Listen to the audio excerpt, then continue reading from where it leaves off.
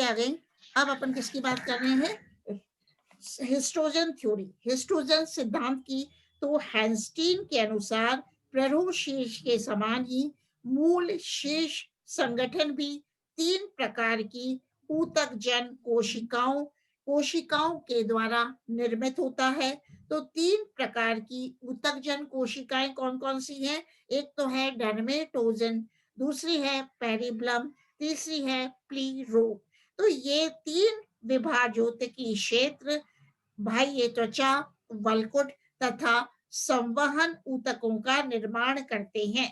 कहने का मतलब है बेटा, डर्मेटोजन एपिडर्मिस का निर्माण करता है, वह पेरिब्लम पेरिब्लम कॉर्टेक्स का निर्माण करता है, वह प्लीरोम संवहन ऊतकों वैस्कुलर टिश्यूज का निर्माण करता है।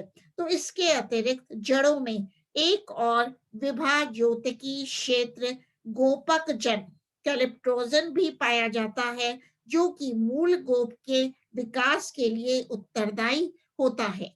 तो बेटा हेबरलैंड के अनुसार मूल शीर्ष में तीन प्रकार के मेरिस्टेमेटिक रीजन्स विभाज्योतिकी क्षेत्र पाए जाते हैं, जिनको क्या कहते हैं? जिनको प्रोकैम्बियम अधित्वक, ग्राउंड मेरिस्टम भरण विभाजोतक तथा प्राक्त एधा प्रोकैम्बियम कहते हैं। ये मूलीय त्वचा भरण ऊतक तंत्र का निर्माण करते हैं और सामान्य रूप से यह हिस्टोजन थ्योरी, हिस्टोजन सिद्धांत की अवधारणा ऊतकजन सिद्धांत की पुनरावृत्ति कही जा सकती है। तो मूल शीर्ष पर उपस्थित प्रारंभिक या विभाजोतकी कोशिकाओं की प्रकृति एवं प्रकार के आधार पर चार प्रकार के मूल शीर्ष पाए जाते हैं। कौन कौन से हैं? एक तो है रेननक्यूलस टाइप, दूसरा है कैजुराइना टाइप, दूसरा है कैजुराइना टाइप, तीसरा है जनरल टाइप, चौथा है मेज टाइप। तो एक स्लाइड और शेयर कर देती हूँ, एक स्लाइड और आपको शेयर करते एक बार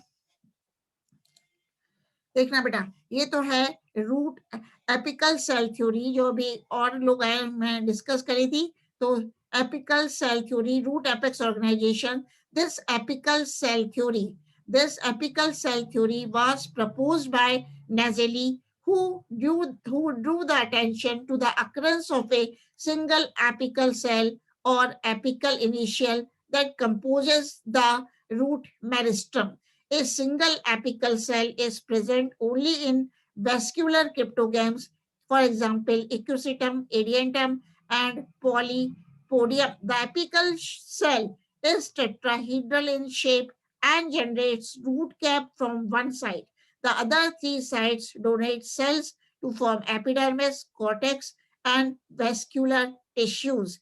So, in other words, all tissues that compose a mature root, including root cap, are the derivatives of a single apical cell. अब जो दूसरी मैंने बताई आपको वो है हिस्टोजन थ्योरी। हिस्टोजन थ्योरी बेटा, हिस्टोजन ने क्या मतलब? हैंस्टीन, histogen theory was proposed by Hanstein in 1868. Hanstein in 1868 advocated the theory called as histogen theory. According to Hanstein, root apical meristem consists of three cell initiating regions called as histogens. तो histogens कौन कौन से हैं बेटा? The histogens are called as dermatogen, peribulum and plerome. तो हेस्टिन के अनुसार क्या होता है? प्ररूप शीर्ष के समान ही मूल शीर्ष संगठन भी तीन प्रकार की ऊतकजन कोशिकाओं के द्वारा निर्मित होता है। कौन कौन से हैं? Dermatogen, periblem and plerome. And dermatogen क्या करता है? It forms a epidermis. Dermatogen epidermis का निर्माण करता है। पेरिब्लम क्या करता है? Periblem forms the cortex. Periblem वल्कुट का निर्माण करता है। वह plerome it forms the vascular cylindrical tissue. Plerome जो है वो वेस्क्यूलर टिश्यू का निर्माण करता है। तो derivatives of dermatogen very. For example, in जियामेज monocot, dermatogen generates root cap only. जिया मेज में, बेटा मक्के में जो कि मोनोकोट है, उसमें डर्माटोजन क्या बनाता है? केवल रूट कैप, मूल गोप का ही निर्माण करता है। And this histogen is referred to as calyptrogen. लेकिन ब्रासिका में, सरसों में, in brassica dermatogen generates both protoderm and root cap. Brassica में डर्माटोजन क्या बनाता है? प्रोटोडर्म व रूट कैप का निर्माण करता है। And this histogen is called as dermatocalyptogen. So histogen theory explains both root and shoot apical meristem. This theory attributes specific destinies. This theory attributes specific destinies to the derivatives of the three histogens. अब अपन देखते हैं किसके diagram देख रहे हैं। ये देखो, ये मैं आपको क्या बताई अभी कि क्या क्या देख रहे हो आप।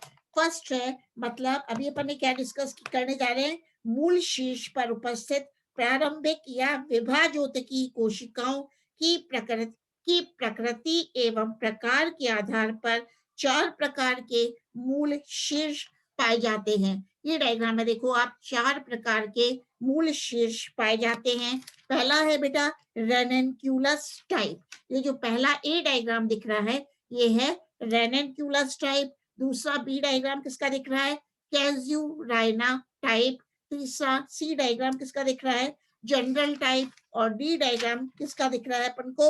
ये है मेज टाइप। तो सबसे पहले ए डायग्राम को एक्सप्लेन करती हूं मैं, रेनेन्क्यूलस प्रकार। तो इस प्रकार के मूल शीर्ष में प्रारंभिक कोशिकाएं या विभाजोतकी केवल एक पंक्ति में होती हैं। इससे जड़ के विभिन्न क्षेत्रों का निर्माण होता है। इसी से आप देख रहे हो मूल गोप भी बनता है। तो मूल गोप से परिवर्तित कुछ कोशिकाएं मूलीय त्वचा या बाह्य त्वचा में विभेदित हो जाती हैं।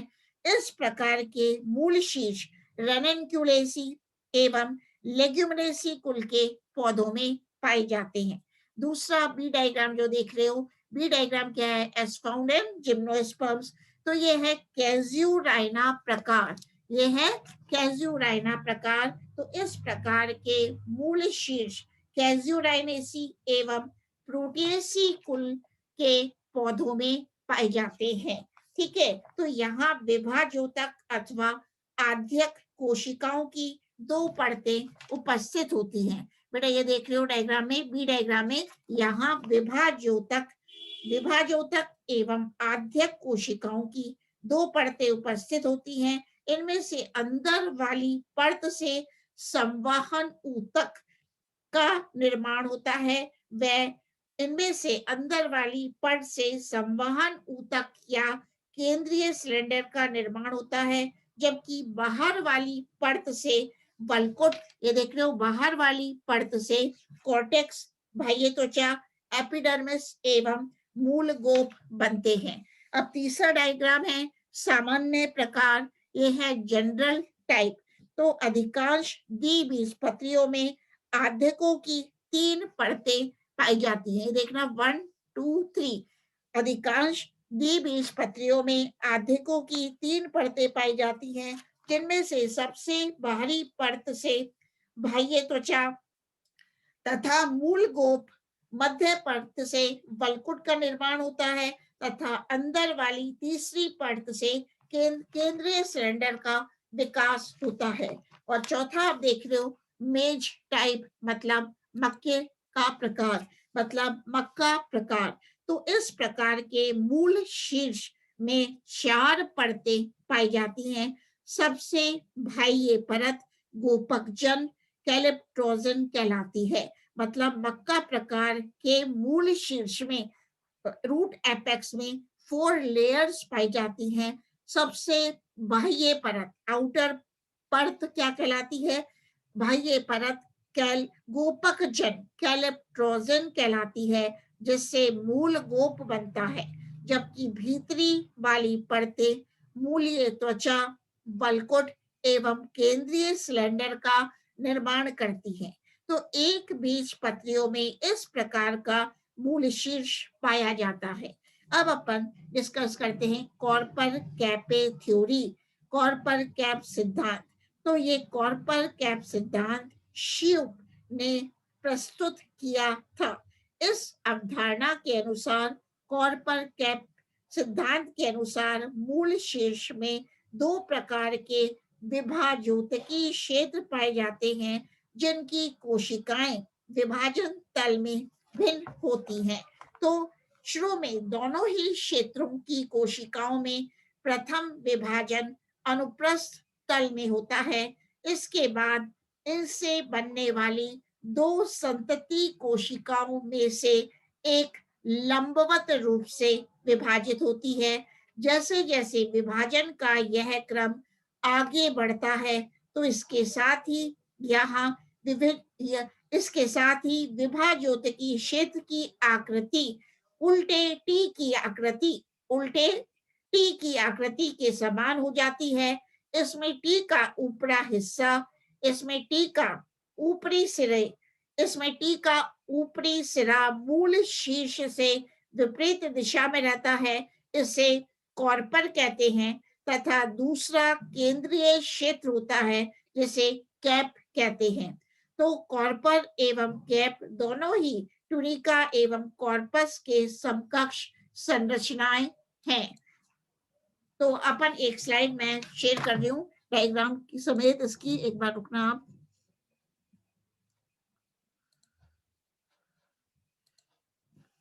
हाँ बेटा, कॉर्पर कैप थ्योरी देखेंगे अभी। कॉर्पर कैप थ्योरी तो देखना बेटा, ये क्या दिखाया गया है, डायग्रामेटिक रिप्रेजेंटेशन और showing the root apex meristem according to korper kappe theory. तो ये तो है बेटा रूट कैप, मूल गोप है। इसमें आप देख रहे हो T division, inverted T division होता है, मतलब उसके फलस्वरूप, ठीक है। ये है कॉर्पर कैपे थ्योरी। मतलब soup proposed that the cells at the root apex divide in two planes। इस थ्योरी को, कॉर्पर कैपे थ्योरी को शूप ने प्रतिपादित किया था। The zone with inverted T type of division was called as cap. इसमें देख रहे हो इस डायग्राम में, जिसमें इन्वर्टेड टी है, the zone with inverted T division, arrow घुमा रही हूं, is called as cap. The zone with inverted T type of division was called as cap, whereas other with the straight T it was called as body. The theory basically recalls the tunica corpus concept of shoot apex, and it also fails to explain the differences in behavior in different species। तो ये तो हुई tunica corpus theory. तो tunica corpus theory में अपन ने क्या देखा कि कॉर्पर कैपे थ्योरी थी ये। कॉर्पर कैपे थ्योरी में कॉर्पर कैपे सिद्धांत को शूप ने प्रतिपादित किया था और शूप ने बताया कि शुरू में दोनों ही क्षेत्र की कोशिकाओं में प्रथम विभाजन अनुप्रस्थ तल में होता है।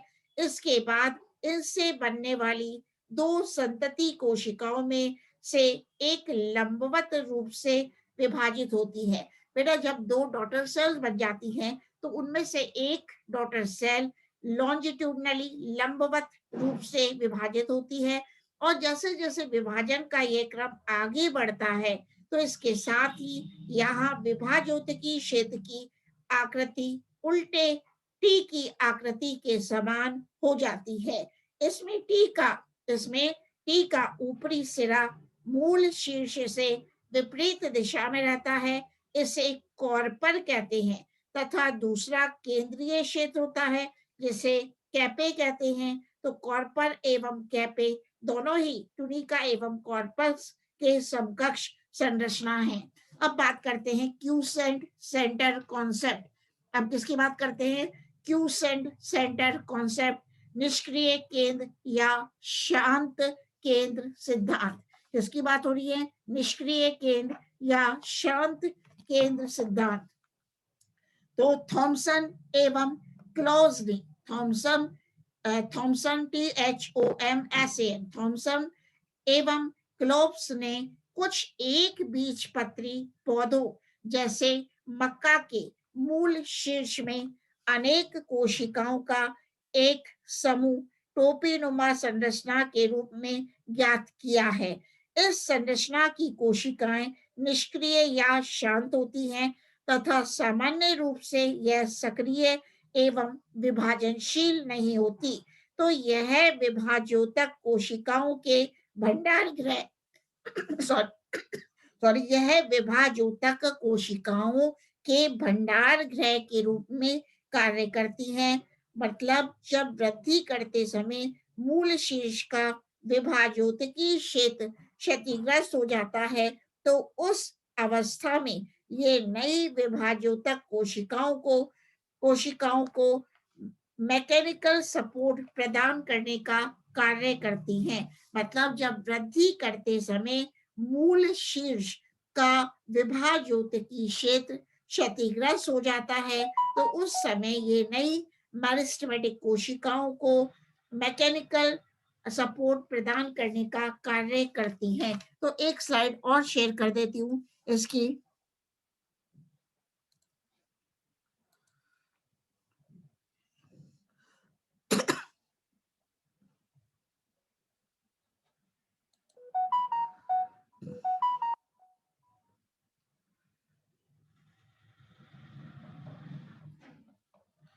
कॉर्पर कैपेस्टोर इसका डायग्राम नहीं है बेटा, इसको मैं बंद कर रही हूँ। इसका डायग्राम दूसरा खोल लेते हैं। रूट एपेक्स,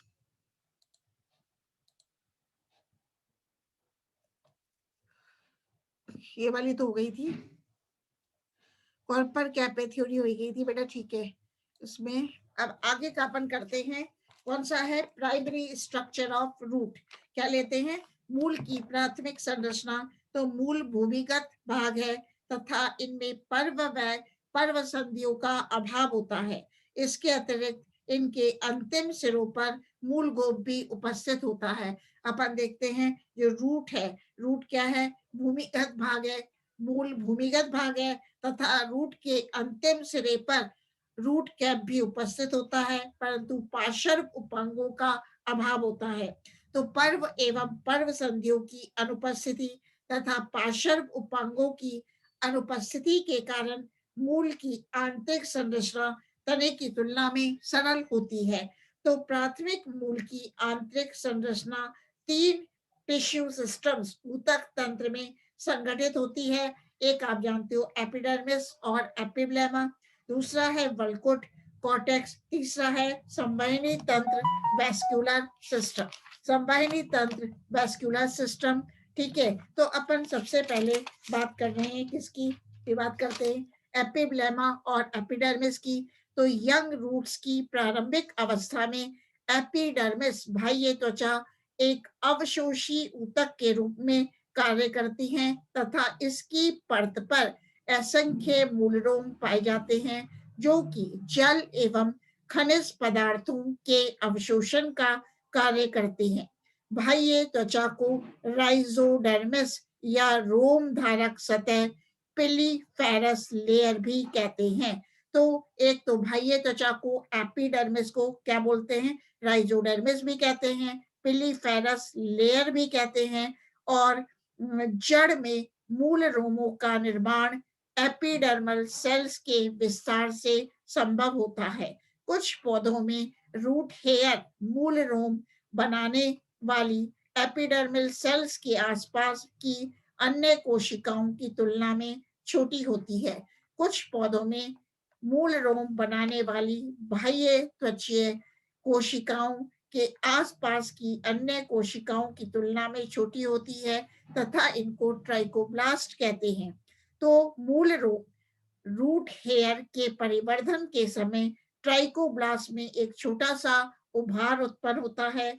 इस उभार के अग्र सिरे पर कोशिका द्रव्य एवं केंद्रक स्थानांतरित हो जाते हैं और जैसे जैसे मूल रोम का विकास होता है उसके साथ कोशिका द्रव्य भित्ति के नजदीक आ जाता है एवं मध्य भाग में एक बड़ी रसधानी या रिक्तिका बन जाती है।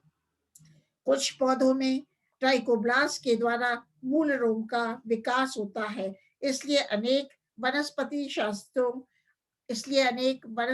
शास्त्रियों की मान्यता है कि ट्राइकोब्लास्ट की उत्पत्ति पादप वर्गीकरण में सहायक हो सकती है।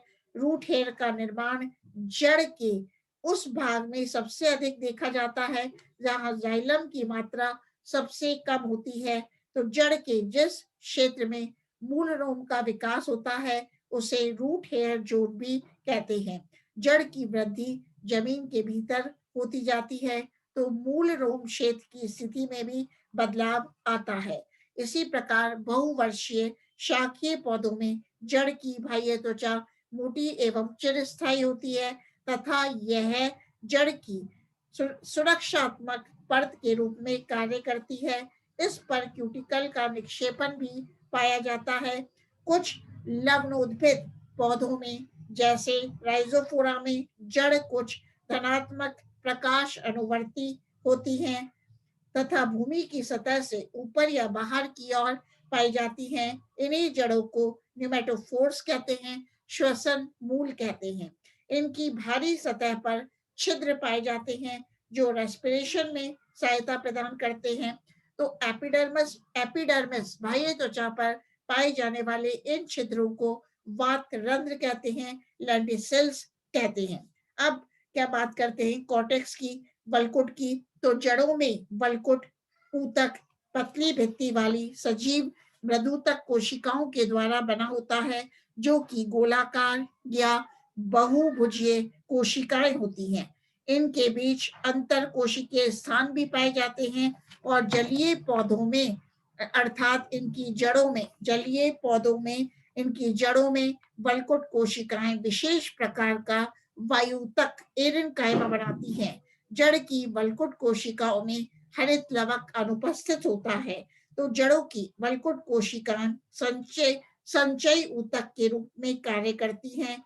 अब बात करते हैं फंक्शंस ऑफ कॉर्टेक्स, क्या क्या वल्कुट के कार्य क्या हैं। तो जड़ की पहला फंक्शन है मूल जड़ की मूल परत से मूल रोम द्वारा अवशोषित खनिज पदार्थों व जल का संवहन ऊतक में स्थानांतरण वल्कुट कोशिकाओं के द्वारा होता है। दूसरा है भोज्य पदार्थों के संचय का कार्य वल्कुट के द्वारा ही संपन्न होता है। तीसरा है जलीय पौधों की जड़ों के वल्कुट में वायु तक की उपस्थिति के कारण इनको प्लावी अवस्था में रहने में सहायता मिलती है तथा वायु तक के द्वारा यांत्रिक बल भी प्राप्त होता है। कुछ पौधों में जैसे कि टीनोस्पोरा की वायवीय जड़ों के वलकुट में हरित लवक उपस्थित होता है अतः प्रकाश संश्लेषण का भी कार्य करता है। तो इस प्रकार अब हम पढ़ते हैं एंडोडर्मिस के बारे में।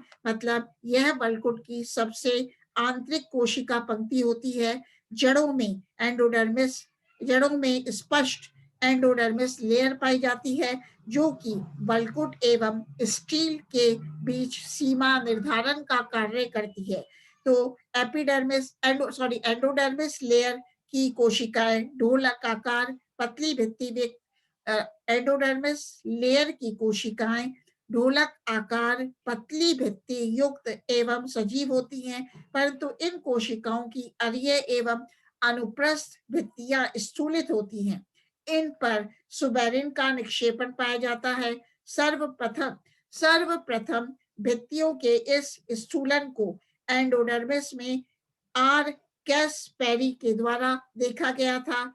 ठीक है, तो उनके सम्मान में मतलब कैस्पेरी के सम्मान में इन स्थूलन पट्टिकाओं को कैस्पेरियन स्ट्रिप्स भी कहा जाता है। तो कैस्पेरियन पट्टिकाएं कैस्पेरियन स्ट्रिप्स प्राथमिक भित्ति का ही एक हिस्सा माना जाती हैं एवं सुबेरिन युक्त होती हैं। कैस्पेरियन स्ट्रिप्स में जीव द्रव्य इनकी भित्ति के साथ संलग्न रहता है। इस संलग्न जीव द्रव्य का प्रमुख कार्य एंडोडर्मिस में होकर जाइलम में प्रवेश पाने वाले पदार्थों के नियंत्रण का होता है। अब बात करते हैं फंक्शंस ऑफ एंडोडर्मिस। पहला फंक्शन है एंडोडर्मिस की कोशिकाएं जल एवं खनिज पदार्थों के अंदर व बाहर के आवागमन पर नियंत्रण रखती हैं। तो एंडोडर्मिस की सेल्स जल एवं खनिज पदार्थों के अंदर व बाहर के आवागमन पर नियंत्रण रखती हैं। कुछ एंडोडर्मिस सेल्स पर कैस्पेरियन स्ट्रिप्स नहीं पाई जाती तथा ये पतली झिल्ली वाली होती हैं। इनके द्वारा वल्कुट से भीतर जाइलम की ओर जल एवं खनिज पदार्थों का अभिगमन सुचारू रूप से संचालित होता है, इसलिए इन्हें पैसेज सेल्स भी कहते हैं। कुछ एंडोडर्मल सेल्स में स्टार्च कण संचित खाद्य के रूप में संग्रहित होते हैं। तो इस प्रकार हम देख रहे हैं इसकी